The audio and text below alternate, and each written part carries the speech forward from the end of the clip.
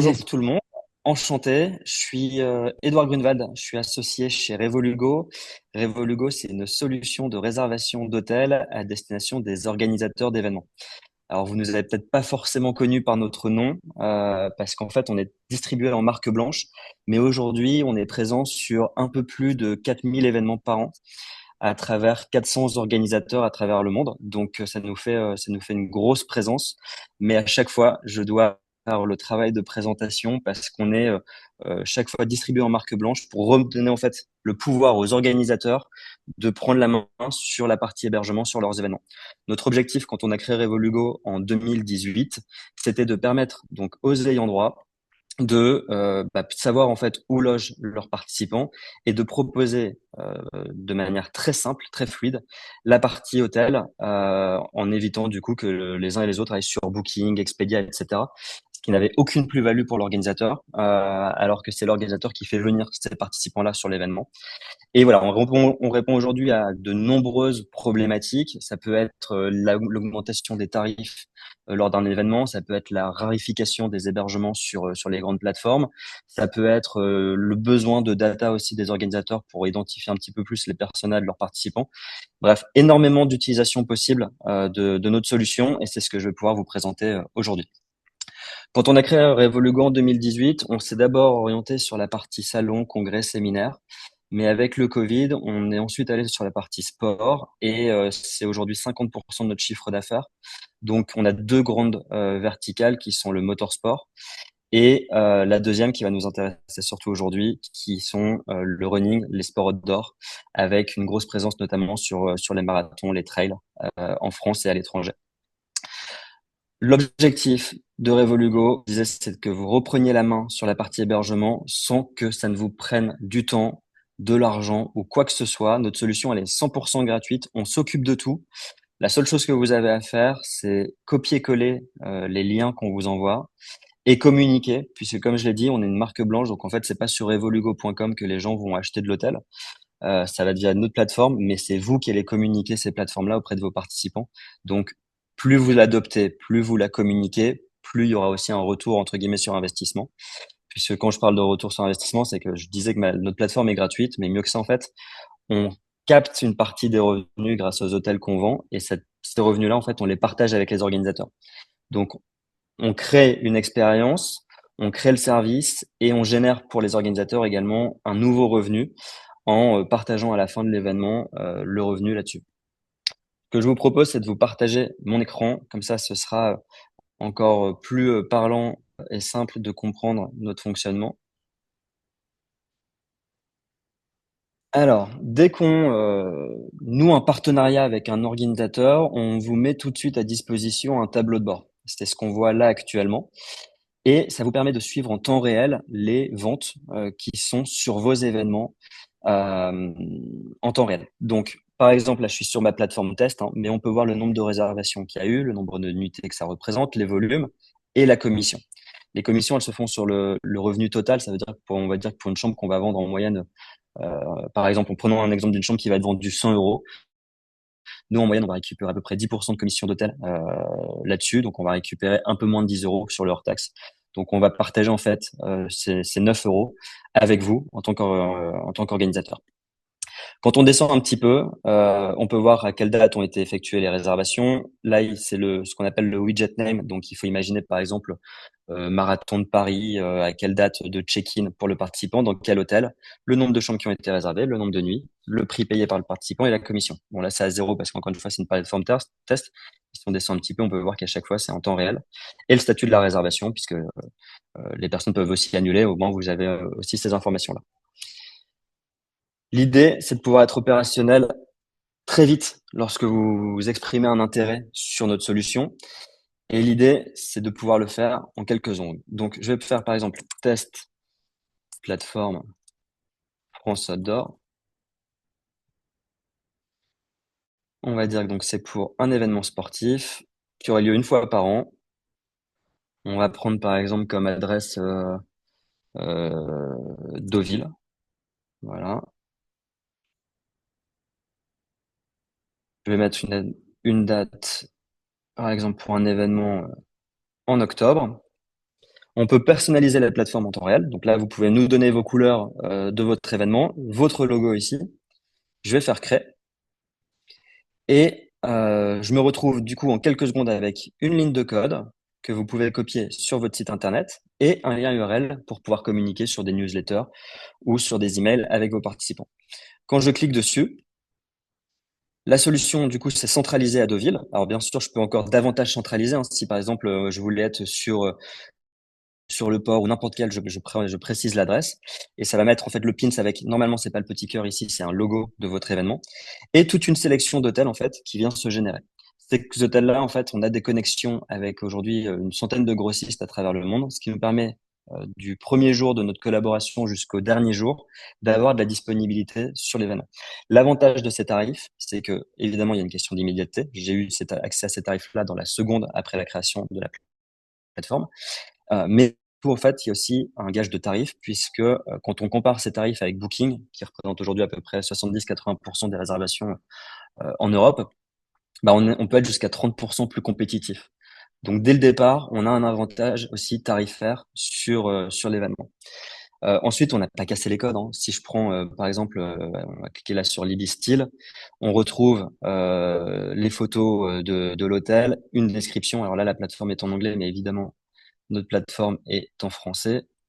Elle est multilingue d'ailleurs, ça me permet de le préciser. Donc allemand, anglais, espagnol, italien, néerlandais, portugais et français. Et elle est surtout multi-devise. Donc par exemple, un Brésilien qui se connecterait pour un événement sportif et qui souhaiterait réserver son hôtel verra la plateforme en portugais et en réal brésilien et pourra payer directement avec sa monnaie. Donc ensuite, c'est ce que je vous disais, on n'a pas cassé les codes, c'est vraiment comme un booking.com. Les offres, c'est avec ou sans petit déjeuner, etc. On réserve et en fait, en deux, trois clics, la personne peut avoir finalisé sa réservation sur son événement. J'ai ouvert une page sur un événement justement sur lequel on est présent actuellement, qui est euh, le marathon de la Côte d'Amour. Et voilà ce que ça peut donner en fait sur une intégration d'un site internet. Vous avez le site internet, une partie hébergement, et quand on descend, on voit la plateforme Revolugo qui est intégrée et le contexte pour venir expliquer pourquoi notre plateforme. L'avantage aussi, c'est que on assure totalement le service client.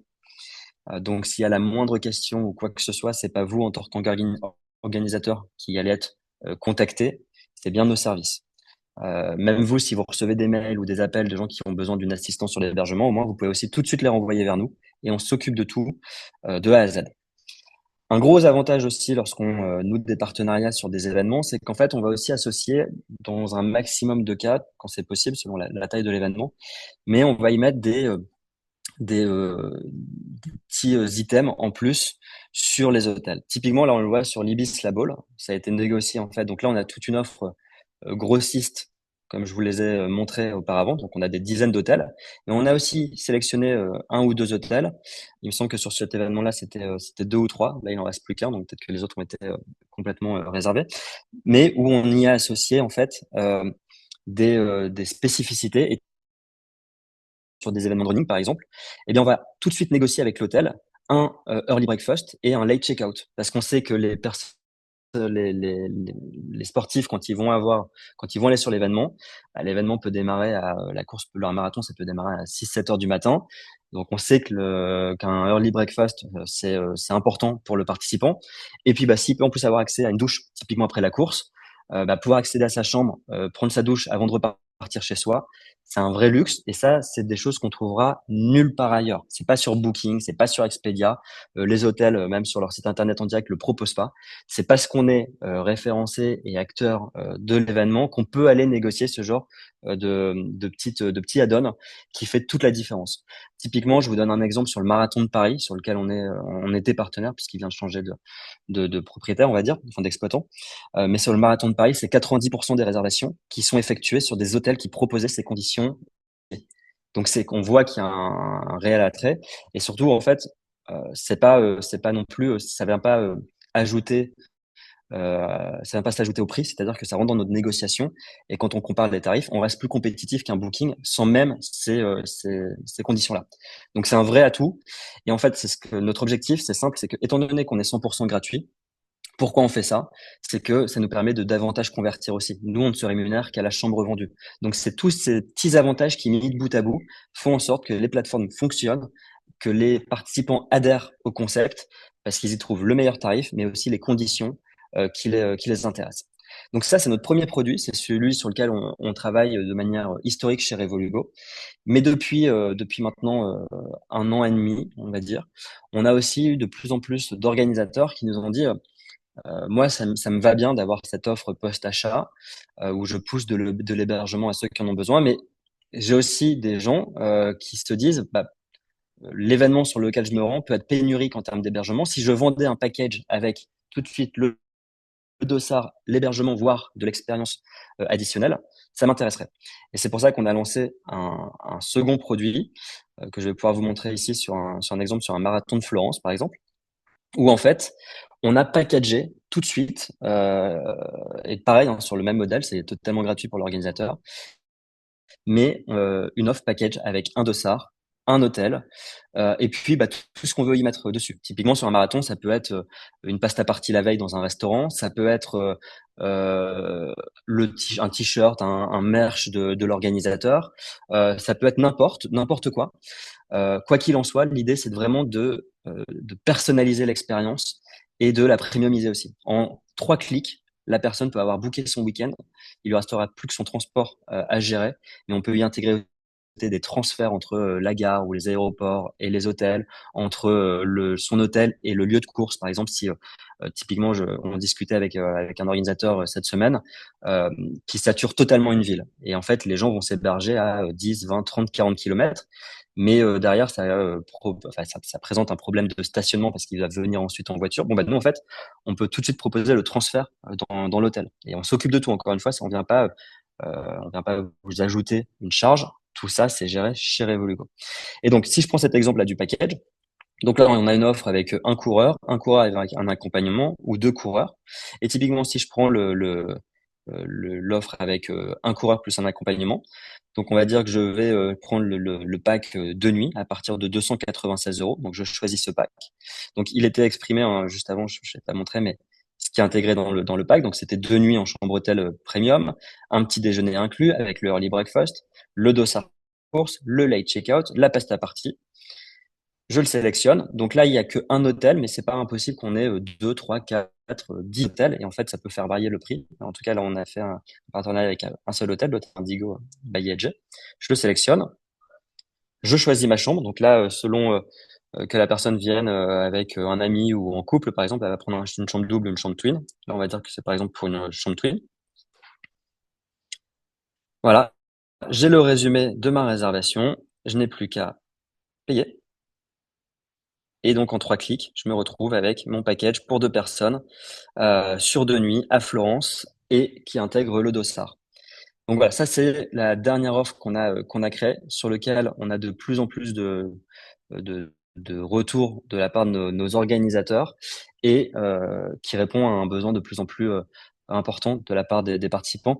Le vrai avantage de ces plateformes également, c'est qu'en fait, ça vous permet bah, finalement de rentrer dans la chambre d'hôtel du participant. Et typiquement, on l'a fait sur des matchs de rugby, on l'a fait sur des marathons, on l'a fait sur des spectacles, etc.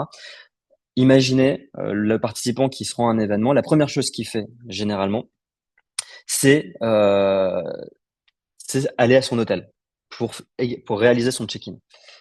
Et ensuite, il va sur le village que vous avez fait pour récupérer son dossard, pour récupérer son bulletin de participation. En fait, là, on vous donne accès tout de suite à la chambre d'hôtel du participant pour activer des choses. Et en fait, ça peut être de manière très simple, mettre une lettre d'accueil, par exemple, sur le lit du participant en disant, bah, merci beaucoup de vous rendre à l'événement, bonne chance pour la course, bon courage et bonne chance, etc. Bref, ça met tout de suite un petit peu dans l'ambiance, mais ça peut aller beaucoup plus loin. Typiquement sur le rugby, on imaginait typiquement avec la LNR pouvoir mettre une compote Andros par exemple, qui est sponsor de l'événement, dans la chambre d'hôtel. Et là en fait vous pouvez activer vos sponsors dans les chambres d'hôtel des participants. Et ça c'est unique. Ça vous pourrez jamais le faire avec un booking, vous pourrez jamais le faire avec d'autres acteurs. C'est exceptionnel comme activation de votre côté. À vous de le faire plus ou moins si vous le souhaitez. Quoi qu'il en soit, nous de notre côté, on aura au moins mis un petit mot d'encouragement et il aura retrouvé tout ce qu'il y avait dans le package. On peut aussi imaginer récupérer le welcome bag dans la chambre. Enfin, tout est possible. C'est libre à vous de nous dire ce qui vous intéresse. Mais en tout cas, on vous donne la possibilité de pouvoir activer ça. Ce qui est aussi intéressant avec notre solution, que ce soit sur la partie widget ou sur la partie package, c'est de pouvoir capter la data. Aujourd'hui, la majorité des data sont captées au moment de la réservation et au moment de l'événement. Très peu ont la data sur comment vos personas gèrent sur la partie logistique hébergement. Est-ce que des Américains vont plus facilement réserver telle typologie d'hôtel? Est-ce qu'ils restent plus longtemps, etc. Et là, en fait, nous, après l'événement, on est en mesure de vous sortir un data report qui va vous permettre de collecter davantage de data, à vous de l'exploiter ou pas. Mais typiquement, je vous montre un petit peu à quoi ça peut ressembler. Mais là, on a un événement sur lequel on va pouvoir vous donner quand est-ce que les gens ont davantage réservé. On voit qu'il y a un pic de réservation entre 60 et 30 jours avant l'événement.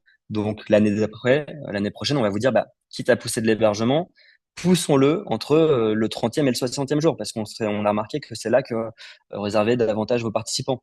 On a remarqué que c'était telle nationalité qui réservait le plus, et on peut même aller plus loin. On peut savoir que, par exemple, des Américains vont particulièrement réserver tel hôtel. Si on va très loin dans la personnalisation, l'année prochaine, on peut imaginer avoir poussé un hôtel spécifique auprès d'une nationalité dédiée. Ça peut être connaître les 5-6 hôtels qui sont le plus réservés. Si nous, c'est un des hôtels qu'on n'avait pas identifié en tant que partenaire et qu'en fait, il était plutôt issu de nos grossistes, évidemment que c'est un hôtel qu'on va contacter l'année d'après pour nouer un partenariat dédié et avoir un tarif dédié. Parce qu'en plus, on va être en mesure de lui dire, on a eu potentiellement 40 personnes de tel événement qui se sont rendues sur votre hôtel, qui ont généré tel revenu, tel chiffre d'affaires. Donc voilà, tout ça, c'est des infos qui sont intéressantes. Ça peut être la catégorie des hôtels. Est-ce qu'on est plus sur de la catégorie 2 hôtels, enfin 2 étoiles, 3 étoiles, 4 étoiles, etc. Tout ça va nous permettre, au fur et à mesure des collaborations et des années, d'affiner nos plateformes, d'affiner nos offres pour que l'objectif à la fin, à tous, soit de convertir, de faire en sorte que ce service soit le plus largement adopté par vos participants parce que c'est une vraie attente. Il faut savoir qu'à partir du moment où un de vos participants a réservé son dossard, une des top 3 des priorités, ça va être, s'il n'est pas de la région, hein, s'il a besoin d'un hébergement, ça va être de réserver son hôtel. Donc, c'est un vrai besoin. Donc, autant y répondre tous ensemble avec notre accompagnement. En plus, je le dis à chaque fois, il y a zéro risque. On s'occupe de tout. Le seul risque que vous prenez, c'est que ça marche et qu'à la fin, ça vous fasse un ROI supplémentaire sur votre événement. Ok, merci. Encore une fois, j'ai appris des trucs. Ah non, moi C'est- j'ai deux, trois questions. Du coup, quand tu parles de data, elles appartiennent à qui? À Revolugo ou elles appartiennent à l'organisateur? La data qu'on capte, elle appartient à Revolugo. Il y a de la data qu'on partage. Et il y a de Mhm. la data qu'on ne peut pas partager. Il y a de la RGPD, évidemment. Mais la data, en fait, qu'on capte, quelle nationalité, en fait, à partir du moment où il n'y a pas le prénom et le nom, on peut partager l'information. Donc ça, c'est de la data qui est chez Revolugo, parce qu'elle est via nos systèmes d'information, mais qu'on peut partager et qu'on partage du coup à la fin de l'événement. Sachant qu'il y a aussi de la data que vous captez en temps réel sur le tableau de bord, du nombre de D'accord. réservations, des montants moyens, des nuitées, etc. Mais pour affiner ensuite cette data, le post-report que j'ai montré, il se fait en post-event et c'est nous qui Mhm. l'envoyons et qui le rédigeons. D'accord. Et là, tu parlais justement du fait de copier les liens pour les mettre sur le site. Est-ce que ça peut aussi se plugger à Newco ou des plateformes d'inscription directement? Ouais, tout à fait. Depuis quelques années, il y a de plus en plus de systèmes d'enregistrement, d'inscription qui nous ont intégrés à leur solution. C'est notamment le cas du coup de Newco, qu'on sait très présent dans l'outdoor. Mhm. On est très présent aussi sur les billetteries. Pour en citer d'autres, des WizEvent, CQTX, InWink, etc. Mais oui, là-dessus, en fait, le travail il a déjà été effectué. Donc, c'est sûr que quand vous travaillez avec une des plateformes avec lesquelles on est partenaire, bon, c'est intuitif puisque le travail il est fait, vous n'avez plus rien à faire. Mais l'avantage, c'est qu'en fait, on va maîtriser deux temporalités. On va maîtriser la temporalité de la personne qui gère son hébergement en même temps que son billet, son dossard. Et ça, Oui. on estime entre 15 à 20% des participants qui font ça. Alors, tout dépend aussi de l'événement, hein, s'il est plus ou moins local, Light. régional, national, international. Mm. Mais en tout cas, ça permet de coupler l'achat du billet du dossard avec son hébergement.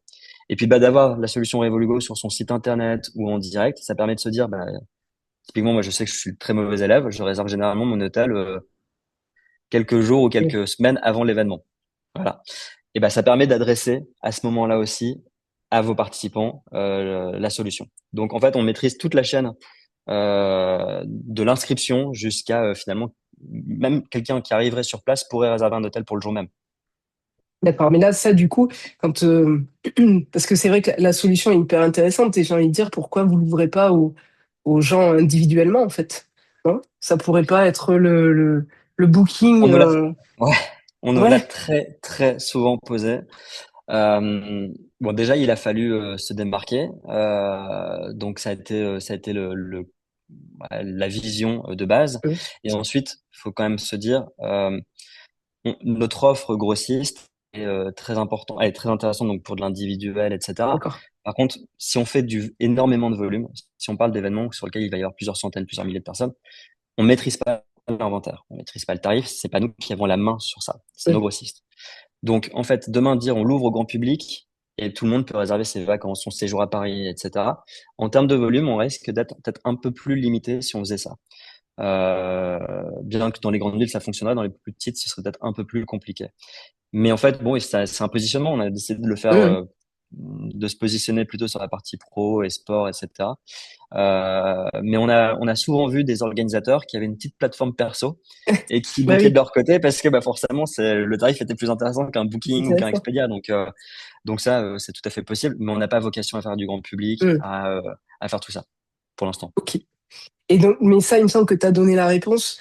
Quid d'un problème pendant l'événement avec l'hôtel, tout ça, c'est vous qui gérez. Enfin, Ouais, d'accord. ouais, L'organisateur, en fait, il exactement. Et c'est généralement une vraie plus-value parce que euh, et le quand moment on de a des l'événement, équipes, c'est pas.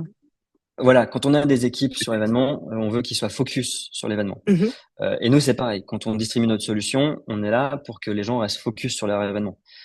Donc, c'est à nous de nous charger de l'hébergement. Donc, en fait, ça se fait bien évidemment en amont. On contrôle tout, on assure un maximum. Par contre, ça arrive qu'il puisse y avoir une erreur au niveau de Oui, l'hôtel ou même potentiellement de notre côté. Je dis pas, mais dans ces cas-là, c'est indispensable d'avoir un service client. Et là-dessus, à l'ère de l'IA, typiquement, je pense qu'on est quasi les seuls en France dans cette typologie de métier à avoir 4 personnes au service client pour gérer le moindre imprévu. Alors, ils font pas que ça, mais en tout cas, ils sont là. Et ça nous a permis, c'est rare, mais de régler des cas d'urgence. Je prends un exemple, il y oui. a quelques semaines, un événement professionnel. Là, c'était un salon sur Porte de Versailles, des participants qui avaient réservé sur Revolugo un hôtel. L'hôtel a fermé définitivement, sans prévenir les gens qui avaient réservé ensuite et qui se sont retrouvés devant une façade fermée. Bon on avait 3 personnes qui avaient réservé via Revolugo, qui nous ont contactés et 2 heures après, ils étaient relogés sans frais Ouais. supplémentaires pour eux. On s'est occupé de tout. Ceux qui avaient réservé sur Booking, allaient joindre Booking Oui, oui. un samedi ou même n'importe quand d'ailleurs et demandez-leur de vous trouver. Je peux vous assurer que c'est la croix et la bannière. Et en Mm. fait, les gens qui avaient booké avec Revolugo nous ont donné les contacts de ces gens qui étaient sur le carreau et on a logé 2 personnes de plus qui étaient passées par Booking, qui étaient désespérées. Donc c'est pour ça que c'est très important d'avoir ce service client et c'est ce qui nous permet aussi de ne pas venir ajouter une charge aux Mm. équipes organisatrices. On s'occupe de tout de A à Z. D'accord, ouais, c'est un vrai service, quoi. Ouais, et que l'événement ait fait une réservation, Mm. on n'est pas sur une question de Ouais. rentabilité à ce Mm. moment-là de notre côté. Le service, il est intégré pour chacun des organisateurs. Et il n'y a pas de petite ligne dans nos contrats qui dit que on le fait ou on ne le fait qu'à partir d'un certain nombre de participants. Non, c'est le service, c'est une vraie plus-value Revolugo. D'accord. Et ça vous est déjà arrivé là? Enfin, je pense aujourd'hui à des événements sold out avec une forte tension hôtelière. Tu vois, je pense à Chamonix. Alors, je sais pas si vous y êtes ou quoi, qui à un moment donné est blindé, bon, avec leur tirage au sort, etc. Et avec des capacités hôtelières qui sont pas extensibles. Donc Ouais. là, est-ce qu'il y a toujours Alors des solutions? ouais, c'est une très bonne question parce qu'en plus j'en ai discuté avec l'UTMB puisqu'on en parle cette semaine. sur SportGen justement. En fait, pour moi, il y a deux choses. Parce qu'en effet, on crée pas des chambres d'hôtel. Mm. Une destination qui est complète, elle est complète. Voilà. Mais même nous, si les gens ont booké via Revolugo, si à un moment donné on est sold out, on est sold out. Par contre, notre objectif, c'est de pouvoir proposer l'hébergement le plus proche à ce moment-là, à l'instant T. Donc, s'il faut étendre les radius, on étend les radius. Ouais. Et s'il faut être malin et de se dire, eh ben, on va mettre une navette. On va aller tout de suite en amont D'accord. identifier des hôtels qui sont un peu plus Mm. loin et les gens, en fait, parce qu'ils ont peur d'utiliser leur voiture ou quoi que ce soit, ça peut être un frein. Bah, nous, on va mettre une navette et on va aller réserver 20 chambres de plus dans un hôtel avec la navette intégrée qu'on va mettre dans le prix, etc. Ou en tout cas, l'idée de base, c'est de toujours proposer l'hébergement le plus proche possible. Donc, si Chamonix est complètement Bien sûr, réservé, saturé. Mhm. eh bien, on va aller étendre un petit peu plus et à chaque fois offrir la disponibilité la plus proche pour le participant à Après, partir du c'est moment où il réserve. Après, c'est vrai que honnêtement, pour un événement, enfin, ça doit être aussi, je suppose, un de tes arguments. C'est vrai qu'aujourd'hui, la Chamonix et la vallée de Chamonix étant saturée, même au niveau voiture, le fait de pouvoir intégrer une navette, par exemple, là, où tu démarres de Passy en bas, enfin, j'ai Ouais, habité là-bas, donc je connais bien le problème. Mais voilà, de pouvoir dire, bah, nous, on fait ils vont tous laisser leur voiture en bas et on va utiliser une navette ou le train parce que c'est juste à côté. Je trouve que c'est un réel argument de plus, quoi, pour se vendre ouais, auprès des organisateurs, puisqu'aujourd'hui, ils ont envie de réduire leur impact carbone. Et typiquement, ce genre de solution, de dire, nous, c'est au plus près, mais si c'est pas au plus près, on vous trouve des solutions pour que ça vous impacte pas et qu'on sature pas la vallée avec, enfin, ou d'autres endroits avec des voitures, je trouve que c'est hyper pertinent, quoi. ouais, exactement. Et puis je pense qu'encore une fois, il faut se mettre dans la tête du participant, se dire de quoi le participant a besoin. Est-ce que le fait de se dire ah non, je suis sur Booking mais je connais pas le coin, etc. Et en plus si je réserve dans cet hôtel-là, je vais devoir prendre ma voiture, mais j'imagine qu'il va y avoir des bouchons en arrivant, ou etc. Enfin, et où est-ce que je vais stationner? Ça peut être un stress sur ces événements-là. Se dire là, en fait, je me rends compte qu'ils ont prévu, ils ont anticipé. En fait, tout Euh, est une question d'anticipation, en fait. ouais. Ils ont anticipé et j'ai une alternative qui m'est proposée au meilleur prix possible, parce qu'on n'est pas là non plus pour mettre des markups pas possibles, hein. À chaque fois, on compare et on essaie de compétitif, c'est important, parce que ça nous permet de convertir, encore une fois. Et ben voilà, c'est ce qui nous permet de répondre à un besoin. Et c'est pour ça que depuis 2018, on a jamais perdu un client, qu'on est plutôt dans des optiques de développement de partenariat, parce que je pense qu'on répond à un besoin, on a une vraie empathie client pour se dire comment on peut être plus malin pour toujours Euh, proposer quelque chose de plus, pour qu'à la fin, on crée un cercle vertueux entre toutes les parties, l'organisateur, le euh, participant et le parc hôtelier de la région. Parce que c'est pareil, hein, un parc hôtelier, il préfère vendre ses chambres via une source qui est poussée par l'organisateur plutôt que sur Booking où ils se font assassiner pour certains. ouais, bien sûr. Non, non, mais écoute, et c'est du gagnant-gagnant, donc il n'y a pas de raison que. Exactement. Ouais, tout à fait. Bon, eh ben, merci. Enfin, je sais pas, peut-être j'ai monopolisé, mais si tu avais des questions aussi, Ouais, non, pas Ouais, particulièrement. non? J'ai été très curieuse et intéressée de découvrir. Je connaissais pas la solution et c'est vrai que je me dis pour certains de nos clients, ça peut être des choses qu'on peut pousser et proposer. Donc, très contente d'avoir découvert la solution. Et ben Eh voilà. ben, avec plaisir. Si vous avez besoin de renseignements complémentaires, vous avez mon contact.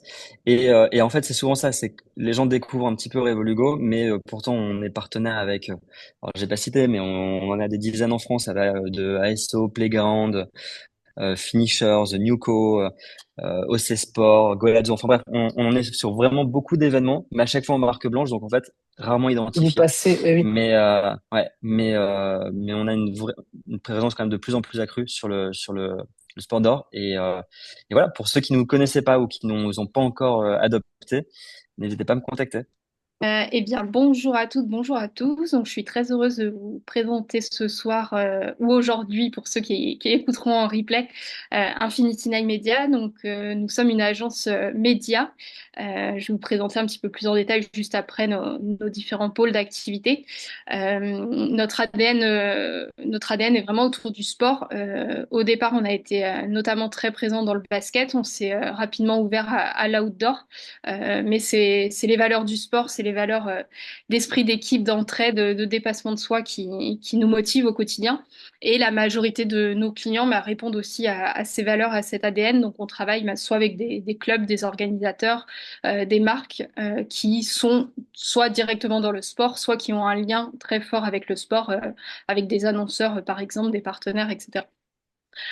Aujourd'hui, Infinity Nine Media, c'est une équipe de 12 personnes. On est donc 12 en interne, mais on a aussi tout un réseau de prestataires et de personnes avec lesquelles on travaille. Je vais rentrer dans le détail juste après. Pour vous présenter ces activités, donc on est structuré en 3 pôles. On a notre pôle communication, notre pôle animation événementielle et le pôle production audiovisuelle.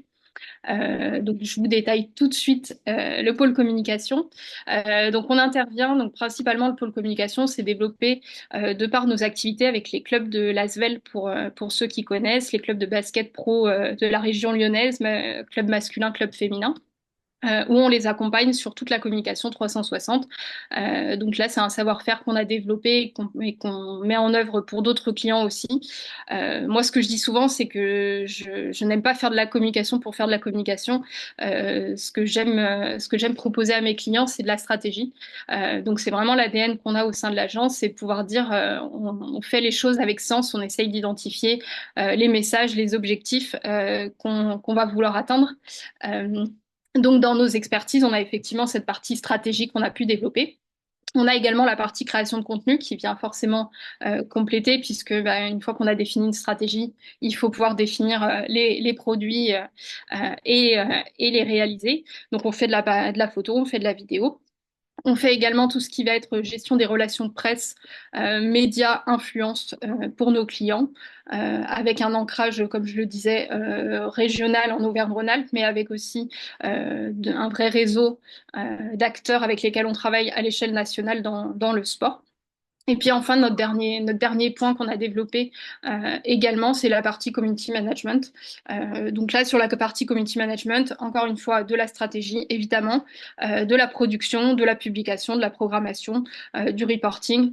Donc là, on est vraiment sur de la com 360. Comme je le disais, c'est des choses qu'on fait au quotidien depuis maintenant plus de 10 ans pour les clubs de l'ASVEL, qu'on fait de manière ponctuelle pour certains clients. On a travaillé par exemple avec des trails, avec des marques comme Adidas, Puma, avec des athlètes sur des choses un peu plus ponctuelles. Ça peut être un coup de pouce sur de la relation média, ça peut être un coup de pouce sur de la création de contenu ou des shootings produits, des shootings événementiels. Donc sur le pôle communication, en résumé pour les personnes qui nous écoutent, on va être soit sur de l'accompagnement global 360, soit sur des renforts ponctuels, sur des besoins qui vont être identifiés, soit de manière régulière, durable, soit de manière très ponctuelle. On peut intervenir en événementiel. Notre deuxième pôle que je vous présente, que je vous partage, c'est le pôle animation.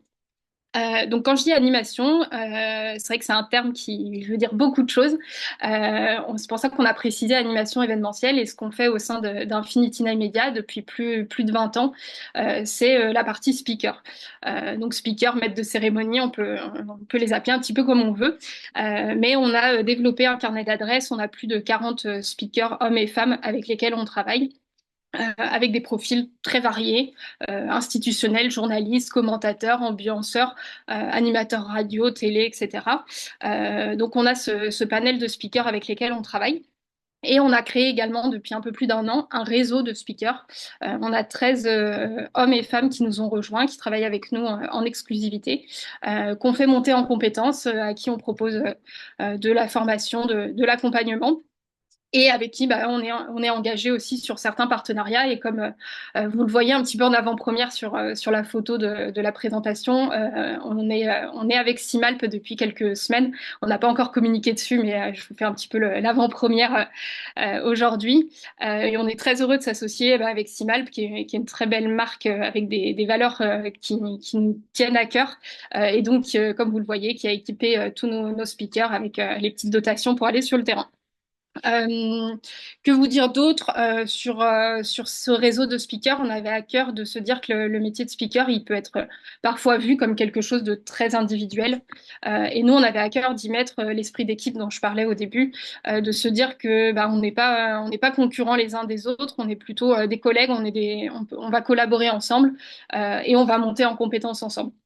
Donc c'est ça qu'on peut mettre en place. Ce que les organisateurs aiment bien chez nous aussi, bah, c'est d'être sûr de pouvoir trouver le bon profil. Avec notre réseau, on a la chance bah, de pouvoir proposer des hommes, des femmes, des experts dans certains sports, ça peut être du cyclisme, ça peut être du running, ça peut être des sports indoor, etc. On sait qu'on va trouver le bon profil si c'est sur une ligne de départ ou si c'est sur un village partenaire ou sur une soirée de gala. On va pas forcément attendre la même chose de notre speaker ou du maître de cérémonie. Donc nous, on a cette possibilité-là de pouvoir trouver quelqu'un. On a aussi la possibilité d'être réactif. On a déjà eu des situations. La semaine dernière, pas plus tard que vendredi dernier, on a eu une demande pour un speaker pour l'arrivée de Bordeaux-Paris. Là, voilà, en 24 heures, on a trouvé le speaker. Il s'est déplacé, il a assuré la mission. Alors, s'il vous plaît, ne nous appelez pas toujours au dernier moment. On aime bien quand c'est anticipé. Mais voilà, on a aussi cette capacité-là. Le portefeuille de profils avec lesquels on travaille nous permet aussi d'avoir cette réactivité, d'avoir, bah, quand il y a des imprévus, ça nous est arrivé rarement, ça nous est arrivé un petit peu plus pendant la période Covid. Mais quand il y a des imprévus, bah, voilà, on a toujours pu trouver des solutions. Donc c'est aussi la force de notre réseau. Je le précise aussi parce que c'est une demande à laquelle on répond de plus en plus. Nos speakers ne sont pas seulement des voix, ils peuvent parfois aussi avoir le profil DJ, en tout cas gérer musique, playlist, etc. Dans certaines situations, on a les deux, on va avoir speaker et DJ. Mais selon les tailles d'événements, parfois c'est la même personne qui peut faire les deux. Et puis on peut aussi proposer le côté sonorisation. De la même manière, en fonction des tailles d'événements, on va structurer la prestation pour que ça réponde aux besoins et à l'ampleur, on va dire, de la zone à couvrir. Voilà sur la partie animation, je vérifie que je n'ai rien oublié, mais je crois que j'ai fait le tour. Peut-être quelques chiffres voilà, que je vous avais mis pour faire le bilan sur l'année 2025, pour vous donner une idée, un ordre de grandeur. Donc sur l'année passée, on a fait 210 événements sur lesquels on était présent en animation, ce qui représente donc 72 clients sur 73 communes. Je ne l'ai pas précisé, mais on est présent dans la France entière. On a une très grosse implantation en Auvergne-Rhône-Alpes parce qu'on est basé en région lyonnaise et que une majorité de nos speakers sont dans cette région, mais on a aussi du monde dans le sud de la France, dans l'est de la France, région parisienne, etc. Donc on est en capacité de couvrir sur le territoire national. Et puis là, on a même eu, sur cette année, on a eu une demande, on a été sur le marathon de Barcelone, on a eu une demande en Allemagne, en Suisse, donc on commence aussi à s'étendre un petit peu. Voilà sur le pôle animation. Et puis pour notre troisième pôle d'activité, le pôle audiovisuel. Donc là, on est dans la production de contenu. On va être bah, sur des formats qui sont parfois courts à destination des réseaux sociaux. On va être parfois sur des formats moyens, destination de télé ou Twitch ou YouTube selon les plateformes. Et puis on a produit aussi certains formats longs sur des documentaires pour les plateformes Netflix ou pour Canal par exemple. Voilà. On a développé en interne ou avec un renfort, comme je le disais en introduction, avec un réseau de prestataires avec lesquels on travaille. Quand on a besoin de spécialistes, nous, on a des profils en interne qui sont assez polyvalents, mais parfois, selon les tailles de tournage, les tailles de projet, quand on est sur des projets qui durent sur plusieurs jours ou plusieurs semaines, ben, on ne va pas forcément mobiliser le même nombre de personnes. Quand on est par exemple sur un événement qui va se dérouler sur une seule journée, bah, parfois on va avoir besoin de plusieurs personnes à l'instant T. Donc on sait aujourd'hui composer des équipes pour s'adapter à tous les besoins. Et donc passer sur des prestations qui vont de la préparation, de la mise en place de l'équipe, le tournage évidemment, la partie post-prod, montage. Quand il y a besoin, on fait aussi bah, tout ce qui va être effets spéciaux, le motion design, etc. C'est des choses qu'on met en place pour certains produits. Et sur les productions, bah là, comme je le disais tout à l'heure, on a des projets assez variés selon les clients, du teaser, de l'after movie de manière assez classique, de la production live.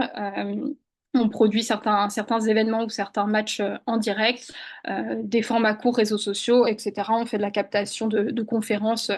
Voilà, pour quelques exemples. Et justement, pour entrer peut-être de manière un petit peu plus concrète sur les teasers et after movie, je voulais vous partager donc deux exemples sur lesquels on a travaillé pendant plusieurs sur les dernières éditions. Donc le trail en côte-rôtie notamment, sur lequel on a pu réaliser les teasers et les after movie des 2 ou 3 dernières éditions. Le marathon du Beaujolais qu'on accompagne également depuis plusieurs années sur des contenus after movie, teaser des années à venir. Ce qu'on essaye de faire surtout nous, c'est d'optimiser et de se dire on fait pas en tout cas, on fait des tournages qui vont être rentabilisés en termes de production de contenu. Moi, mon objectif quand j'échange avec un client, c'est pas de vouloir vendre le plus possible ou de mettre le plus de personnes possible. C'est vraiment de se dire quel est le besoin, où vous voulez diffuser vos contenus et on va adapter en fonction. Pendant plusieurs années, on a beaucoup fait des teasers after movie, format 16 neuvième, diffusion sur YouTube, diffusion sur des écrans télé. Depuis plusieurs années, on a basculé sur des formats verticaux, sur des formats Instagram notamment. Et ça m'amène aussi à un autre produit qu'on a développé, notamment par notre expertise sur le basket, où on fait beaucoup de produits en direct pendant les matchs. C'est quelque chose qu'on a pu proposer aussi à nos clients sur la partie événementielle outdoor, où maintenant bah, on a certains clients qui nous demandent pas forcément des after movies, mais qui nous demandent 5, 10, 15 petits contenus, format court, 15-30 secondes, qui vont pouvoir être diffusés en direct sur les réseaux sociaux pendant l'événement le jour J. Donc, c'est aussi des choses qu'on va proposer. On va proposer, bah, en fonction du choix de diffusion, en fonction de la présence de l'organisateur, on va adapter ce qu'on va pouvoir mettre en place et les contenus qu'on va créer. Autre événement qu'on a pu accompagner, donc je vous ai mis de petites captures d'écran du Lyon Urban Trail qui a eu lieu donc il y a quelques semaines et qu'on a accompagné. Donc là, vous avez l'exemple du départ et l'exemple d'une arrivée où c'est des contenus qui ont été publiés de mémoire dans moins d'une heure après le départ. Il y avait déjà des contenus qui étaient envoyés à l'organisateur, à la community manager avec laquelle on collabore et elle a pu poster ces contenus et c'est des choses qu'on partage en temps réel. Le troisième type de produit qu'on peut faire, que je voulais vous proposer et qui peut être intéressant pour des organisateurs outdoor, c'est le côté live. Donc, c'est des choses qu'on peut faire, comme je le disais, sur des matchs de basket, qu'on a fait pour la Saint-Élion ces dernières années, qu'on a fait sur des conférences de presse, par exemple, où là, on s'adapte en fait en fonction du besoin et en fonction du diffuseur. Encore une fois, nous, l'objectif, c'est d'être pertinent dans ce qu'on va produire par rapport à la diffusion qui est attendue. Et donc, on peut accompagner l'organisateur sur l'écriture de la ligne éditoriale s'il y a besoin, mise en place du plateau. On fournit des consultants, des commentateurs, le journaliste, le présentateur si nécessaire. On fournit également donc, forcément le côté caméra fixe pour le plateau, mais des caméras runner ou e-bikers en fonction des terrains, en fonction de si on est sur des courses à pied ou sur des courses vélo. Mais on a les profils des personnes bah, qui vont suivre la course en temps réel sur le parcours lien avec le chronométrage évidemment et on fait l'accompagnement par rapport à la diffusion. Nous on est en relation avec certaines chaînes de télé par exemple. On fait aussi pour certains organisateurs, on a eu des demandes pour une production et pour une diffusion sur des écrans géants. Parfois, on a des zones d'arrivée qui ne sont pas forcément au même endroit qu'un village partenaire. Ça peut être intéressant d'avoir ce qui se passe sur la ligne d'arrivée en direct sur un écran. Donc, c'est aussi des choses qu'on peut proposer. Qu'est-ce que je voulais vous partager d'autre? Oui, j'ai mis effectivement quelques exemples. Donc la Saint-Élion, j'en ai parlé, match de basket, la Mountain of Hell ou des conférences, voilà, des petits exemples d'événements qu'on a pu faire en direct. Voilà sur la partie audiovisuelle. Et pour terminer, ce que je voulais partager, c'est que nos compétences aujourd'hui, elles s'articulent autour de ces 3 pôles. Mais je pense que notre force, c'est vraiment construite sur la combinaison de ces 3 pôles. Et comme je dis toujours, nous, on n'est pas là pour produire, mais on est là pour réfléchir quelle est la stratégie en amont et quel va être le moyen de diffusion au final pour essayer de faire une chaîne cohérente et pouvoir accompagner les organisateurs avec quelque chose bah, qui soit durable. On n'est pas là pour produire du contenu qui, au bout d'une semaine, finit dans des archives et ne vit plus. On est là pour réfléchir ensemble et construire des choses sur le long terme. Donc sur de l'accompagnement en communication auprès des organisateurs, que ça soit de la réflexion stratégique, que ça soit de l'accompagnement en relations médias, positionnement, ou que ça soit de la création de contenu, photos, vidéos, avec différents formats que j'ai pu vous partager. Pour finir, j'ai mis une petite slide pour donner un ordre d'idée. Alors, j'ai évoqué pas mal d'entre eux, pas mal de nos clients lors de la présentation, mais pour vous dire qu'on a cette connaissance et cette polyvalence-là des différents profils, à la fois des clients qui sont eux-mêmes organisateurs, à la fois des marques ou des entreprises du monde du sport ou, comme je le disais, aux valeurs sportives importantes, des clubs, des fédérations, les diffuseurs télé avec lesquels on collabore, et puis des collectivités, des institutionnels qui font appel à nous aussi. Ce qui fait aussi notre force aujourd'hui, c'est vraiment ce réseau de partenaires et de clients avec lesquels on travaille, de pouvoir créer des connexions entre les uns et les autres.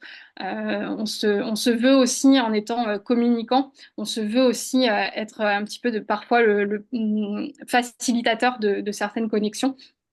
Donc ça fait aussi partie de nos valeurs. Le partage est une des valeurs que l'on essaye d'appliquer au quotidien, et je suis très contente aujourd'hui justement de pouvoir présenter Infinity Nine Media, pouvoir présenter certains clients et certains projets sur lesquels on a pu travailler, et pouvoir peut-être par la suite partager sur les problématiques que certains et certaines pourraient avoir, pour voir comment on pourrait ensemble créer un petit peu de valeur à vos événements et aider à faire résonner les événements que vous portez. Ok, mais merci. Du coup, plusieurs questions. Euh, Là, on me disait que vous étiez en capacité du coup, de créer des contenus assez rapidement et ensuite de les donner, enfin voilà, les donner. Quid d'un petit organisateur qui utiliserait votre solution? Est-ce que vous êtes en capacité aussi de prendre la main sur leurs propres réseaux sociaux? Est-ce que, enfin, c'est quelque chose que vous faites pour vous poster directement? Moi, par exemple, enfin, on avait fait appel à vos services sur le premier Next. On a organisé à Lyon pour du direct, mais bon, la caméra posée, c'était assez simple. Est-ce que on n'a pas utilisé ce service-là, mais est-ce que vous auriez été en capacité de et filmer en direct et de créer un peu de contenu et de les poster à ma place sur les réseaux et de s'occuper en fait comme un community manager ouais, d'accord. Oui, complètement, oui, oui. Aujourd'hui, ça n'a pas été le cas, à part nos clients avec lesquels on s'occupe du community management de manière annuelle. De D'accord. manière ponctuelle, aujourd'hui, on n'a jamais eu cette demande parce que souvent, c'est des clients qui ont en interne les ressources pour s'en occuper. Donc aujourd'hui, on a juste été, nous, à fournir le contenu.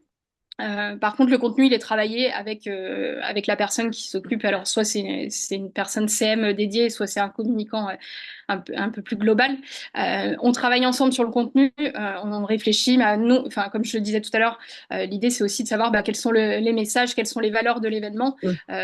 selon si on travaille pour le marathon du Beaujolais ou si on travaille sur un autre événement qui va avoir un ADN complètement différent. On va pas aller mettre en avant les mêmes images. Donc il y a tout ce travail qui se fait. Et par contre, effectivement, une fois que le contenu est produit, on peut tout à fait être également dans la publication. Ça demande un travail de préparation de la même manière, c'est-à-dire que l'ADN qu'on va retranscrire dans les images, il faut aussi le retranscrire dans les contenus, dans les Mhm. légendes, etc. Mais c'est des choses qu'on fait effectivement au quotidien pour certains clients et qu'on pourrait faire de manière ponctuelle pour d'autres. D'accord, oui, parce que c'est vrai que des fois, enfin, je parle pour des petites organisations ou même, par exemple, pour nous qui n'avons pas, enfin, je suis pas spécialisée dans la communication, donc d'avoir un service je confie mon événement et je confie la communication. Alors bien sûr avec des retours tout au long de la journée, des choses comme ça, mais je veux dire c'est un plus quoi, voilà, de pouvoir avoir quelqu'un qui s'occupe de ça. Enfin, je trouve que c'est vraiment pas mal. Et vous avez jamais eu à faire de direct sur des courses, je parle. Aujourd'hui, c'est vrai qu'on a pas mal d'organisateurs qui proposent des. Alors bon, il y a l'UTMB, c'est autre chose, mais qui proposent des directs sur des trails, peut-être format court, des choses comme ça. Est-ce que vous seriez en capacité aujourd'hui de faire du direct? Oui, oui, complètement. C'est des choses qu'on a pu faire alors sur des installations plus ou moins lourdes et qu'on Mhm. gérait soit nous en intégralité, soit en coproduction en fonction des formats. Mais on a fait des courses à pied, on a fait du trail, on a fait du triathlon sur des formats qui sont soit diffusés en télé, soit diffusés sur les réseaux sociaux en fonction des choix, notamment soit de l'organisateur, soit des partenaires aussi. D'accord. Donc c'est vrai que c'est à la mode là, les directs et tout ça. Oui. Et comment est-ce que vous gérez du coup les droits à l'image? C'est dans le contrat, c'est enfin, ouais, je suppose que ça passe aussi par l'organisateur qui, lui, doit faire signer quelque chose à ses participants, qui ensuite vous donne Oui, alors l'autorisation d'utiliser. enfin, tous les clients avec lesquels on a pu travailler, que ce soit de l'indoor ou de l'outdoor, ils ont dans leurs conditions Ouais. générales de vente, alors, ou en tout cas, ça m'est arrivé aussi de conseiller de l'ajouter, mais une petite mention qui précise qu'en participant à l'événement, les personnes Ouais. acceptent d'être éventuellement publiées en photo, en vidéo, etc. Et après, peut-être, alors je complète ta question parce que Mhm. c'est des choses qui peuvent peut-être intéresser certains aussi. Nous, les images, elles nous appartiennent. Les images qu'on va produire, elles nous appartiennent, mais on cède les droits à l'organisateur. Donc ça veut dire que si il veut 1 an, 2 ans, 3 ans après les réutiliser pour un autre contenu, il peut tout à fait le faire Mhm. aussi. Ça, c'est des accords qu'on passe ensemble. Nous, on s'engage à les conserver également. Mais voilà, on s'arrange aussi. Et l'idée, c'est vraiment ce que je disais tout à l'heure. On n'est pas là pour faire un film et puis terminer, au revoir. On est là aussi pour construire les choses dans la durée et que ce qu'on va produire soit le plus utile possible et le plus utilisé possible. Et du coup, vous gardez les contenus que vous créez, vous les gardez combien de temps? Alors, on s'engage à les garder 2 ans. D'accord. Mais pour être honnête, on les garde un peu plus longtemps parce que Oui, voilà, il doit y avoir des j'ai demandes. bien gardé. Voilà, je me dis toujours que ça peut servir. Après, et surtout en ce moment que le stockage coûte cher, c'est des vrais sujets qu'on a par ailleurs. Mais on s'engage à les garder 2 ans. D'accord. Et comment, parce que c'est vrai que des fois on se dit, on arrive à faire un peu les mêmes contenus sur sur les événements. Comment aujourd'hui faire en sorte que tous les événements ne se ressemblent pas en termes de visuel, parce que je suppose aussi qu'il y a un peu les mêmes techniques qui sont utilisées et tout ça. Alors l'ADN de l'événement est différent, mais comment ça se transcrit dans les images, quoi, pour pas que l'événement du marathon du Beaujolais, ça soit la même chose que par exemple, alors les images sont pas les mêmes, mais que le marathon du Médoc, par exemple, qui est sur la même logique. Oui, alors ça c'est vraiment c'est un travail qu'on fait sur le côté créatif qu'on va faire nous avec les photographes vidéastes qui font partie soit de l'agence soit avec lesquels on peut travailler. Et c'est des choses qu'on va choisir. Parfois ça va être de l'étalonnage, ça va être des choix techniques où on va se dire avant le tournage, avant l'événement, on va se dire bon bah tous les contenus qui sont créés, ils vont avoir telle colorimétrie, on va faire tel choix.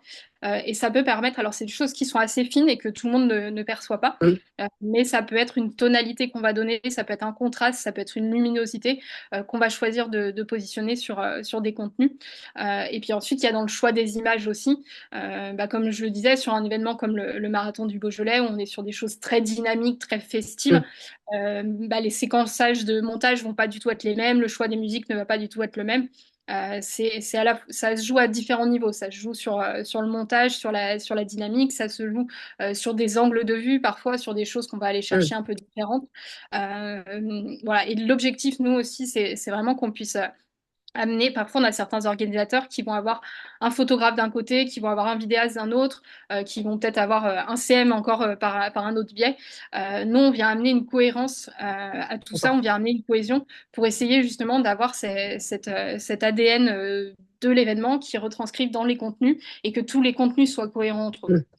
Et puis sinon, ça peut partir, peut vite partir dans tous les sens. Et au Bah, niveau de, oui, et au niveau de l'impact en fait, enfin, d'une stratégie de communication, vous arrivez à le mesurer?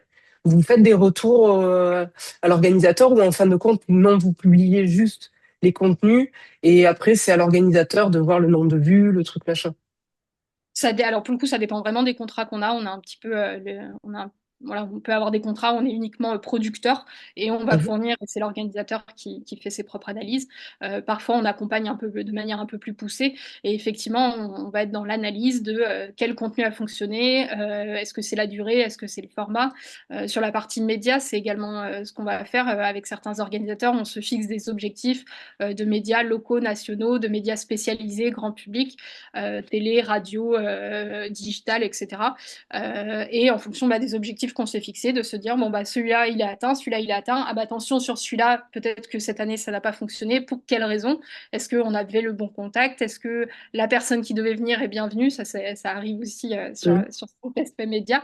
Est-ce que le sujet qu'on a proposé, il était assez pertinent? Ça, c'est arrivé aussi qu'on ait un client qui nous dise, bon, bah voilà, j'ai un super sujet, j'ai un coureur en situation de handicap, etc. Nous, on trouve le média qui est intéressé pour raconter l'histoire. D'accord. Et puis finalement, le coureur n'est pas venu. Bon, bah voilà, ça, c'est des choses qui arrivent. Mais en tout cas, on est dans cette analyse a posteriori pour comprendre pourquoi les choses ont fonctionné ou n'ont pas forcément fonctionné comme on voulait et pouvoir éventuellement réajuster quand on est sur des contrats un petit peu plus longs. En tout cas, on fait toujours ce côté reporting. Parce que là, du coup, sur un événement, vous avez un contrat pour accompagner l'événement, vous travaillez combien de temps après l'événement avec lui encore? Est-ce que ça s'arrête enfin, après l'événement, le soir, c'est terminé? Est-ce que vous travaillez encore une semaine et vous pouvez amener des contenus encore pendant une semaine, 2 semaines, un mois? Enfin, je Alors suppose là que aussi, c'est relatif aux ouais, là différents aussi, contrats. ouais, c'est ça exactement. On a certains clients, bah, à J+2, on s'est engagé, tout est fourni, tout est livré et on a terminé le job. D'autres clients, ils vont avoir besoin d'un contenu, ils savent qu'un mois plus tard, ils vont avoir peut-être une soirée de remerciement bénévole, Oui, donc on va réintervenir. Parfois, il y a des événements, ils vont avoir une conférence de presse 6 mois avant l'événement, on va intervenir. Voilà, ça dépend un petit peu des temporalités et de l'investissement que chaque organisateur est prêt ou peut mettre dans cet accompagnement de communication. d'accord. Et là, vous êtes plutôt sur un forfait, vous êtes plutôt sur des choses qui sont modulables, enfin, vraiment qui s'adaptent la plupart du temps à l'organisateur? Alors, on Si s'adapte quand besoin. même beaucoup parce que c'est vrai qu'on a essayé de construire des offres pour que ça soit le plus clair possible pour les organisateurs, mais on se rend compte que chaque organisateur va avoir des demandes différentes. Parfois, on est sur des événements d'une journée, parfois de 3 jours, parfois d'une semaine. Parfois, on accompagne, comme je disais, plusieurs mois avant, plusieurs mois après. Donc, c'est un petit peu à la carte. Ce qu'on essaye de faire, c'est de se dire on a plein de tiroirs, plein d'options, et on voit lesquelles correspondent le plus en fonction du besoin de chacun. Et est-ce que le fait de présenter en fait quelques forfaits ne permettrait pas, oui, d'un petit organisateur en fait qui a un budget qui est limité pour faire la communication de son événement, est-ce que il arrive à vous questionner en disant bon ça va être on va me proposer un tarif à la carte, ou est-ce qu'il faut lui montrer déjà que voilà, il y a des forfaits qui existent, que ça peut ne pas lui coûter trop cher, et qu'ensuite, derrière, vous l'enchaînez sur enfin, vous lui proposez un service à la carte, mais je veux dire, pour l'approcher, les gens osent venir demander, d'accord. Oui, oui. Souvent, en fait, comme je le disais, souvent on nous connaît, alors historiquement plus sur le côté animation événementielle, puisqu'on Mhm. a certains speakers qui sont speakers depuis plus de 20 ou 30 ans pour certains. Donc c'est souvent par cette porte d'entrée que les organisateurs nous connaissent et se rendent compte après échange avec nous qu'on a cet aspect création de contenu qui va être de plus en plus important, ou en tout cas les organisateurs en ont de plus en plus conscience. Et donc là, on va discuter et parfois, on va leur dire, bah, on sait, on connaît vos budgets, peut-être qu'il faut une personne qui fait un peu de photos, un peu de vidéos, on met un seul créateur de contenu, on va optimiser. Ou Mhm. alors en fonction, parce que l'organisateur va nous dire, maintenant, mais moi, j'ai besoin de photos pour tel partenaire, tel partenaire, tel partenaire, j'ai plusieurs départs, j'ai besoin d'un drone, j'ai besoin... Bah, là, on va composer l'équipe complètement D'accord. différemment. Mais je pense qu'aujourd'hui, ce qu'on arrive à faire et ce qui fait qu'on travaille avec différentes tailles d'organisateurs, on travaille aussi bien avec Extrasport, avec Golazzo, avec ASO, qu'avec une petite association dans un Mhm. village. C'est aussi de dire, bah, en fonction de ce que vous pouvez mettre, en fonction de est-ce que vous avez aussi le côté commercial derrière qui peut permettre de financer certaines choses, on va pouvoir s'adapter et faire des Mhm. offres qui sont sur mesure.